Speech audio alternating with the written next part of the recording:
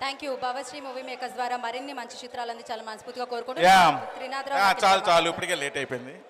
So లాస్ట్కి నాకు ఇచ్చారు, అప్పటికి అంత ఖాళీ అయిపోయింది.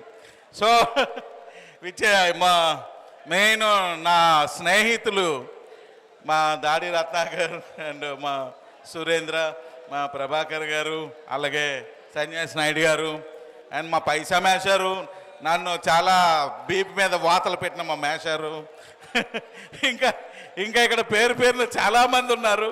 అలాగే మా నాయుడు గారి కుటుంబ సభ్యులు, వాళ్ళ కాలనీ వాసులు అందరూ కూడా థ్యాంక్ యూ.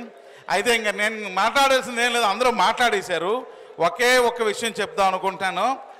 నేను ఇక్కడ చదువుకున్న రోజుల్లో దాడి సత్యనారాయణ గారు దర్శకత్వం చేస్తే నేను రత్నాకర్ యాక్ట్ చేశాం.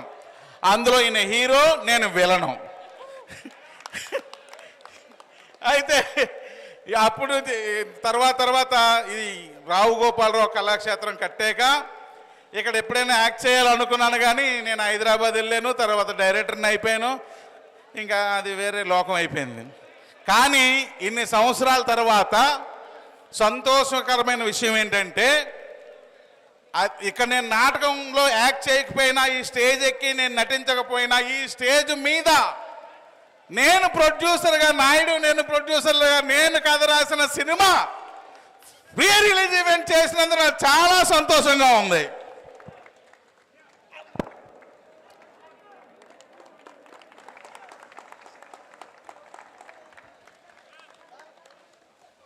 అది నాకు స్టేజ్కి ముద్దు పెట్టాలనిపించింది, ఎందుకంటే నా డ్రీమ్ కదా.